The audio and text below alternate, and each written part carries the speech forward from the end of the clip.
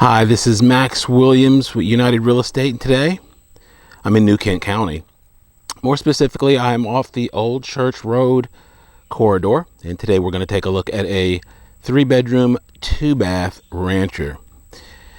If you are at all familiar with New Kent County, it is one of the outlying counties to Richmond, Virginia, and it is relatively a rural county. We don't have big sprawling subdivisions out here. This home is located on an acre, and the current asking price is $160,000. My numbers show that in average condition, this home is worth about $205,000.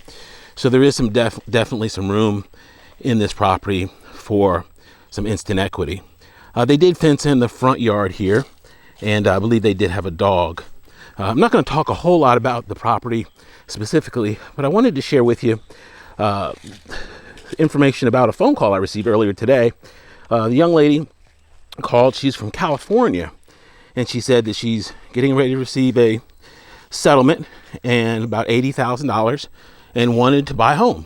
And she didn't realize that I was in Virginia, but I shared with her that that was not really a problem. I work with a network that can actually put her in touch with screened, qualified agents that are experienced working with first-time buyers, government-owned homes, and foreclosures in her area. The information that I do know about California is that $80,000 will buy you, in some parts, a really nice carport, but she is willing to go to other parts of the state. So hopefully she can go ahead and realize her dream. If you have anyone, or if you are in another state, be sure to let me know.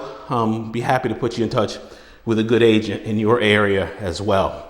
But it got me thinking about this whole concept of lump sums. Here in the past, I've dealt with a handful of, typically it's been single moms who have gotten settlements either for wrongful death or for car accidents, personal injury, that type of thing. And they decided that they wanted to buy a home. And out of most of those situations, they typically had somebody working with them that was kind of coaching them from a financial standpoint that said, hey, you need to go ahead and do something smart with this money. This is a big lump sum and you don't want to squander it. Looks like I'll be replacing that shower head there. And so fortunately, they linked up with me and we got them all into nice homes that they could call their own. They didn't have any, of course, reoccurring rent to pay. They just simply had to keep up with the mortgage and the insurance.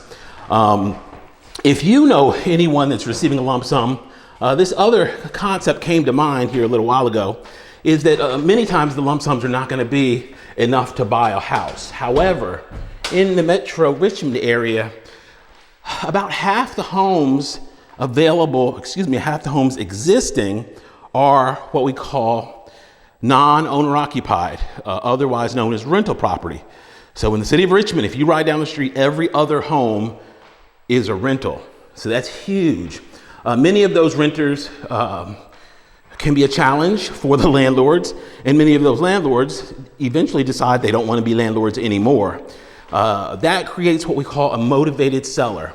Many of those homes are free and clear. The family's owned it for a number of years and there's no mortgage on it. So the concept that came to mind was, let's say an individual has a lump sum of $60,000 and they decide they want to go ahead and buy a home.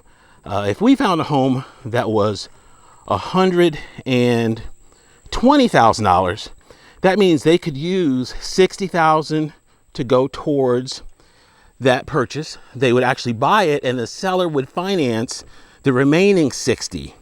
Okay, and there would be an interest rate and a note, also known as a mortgage.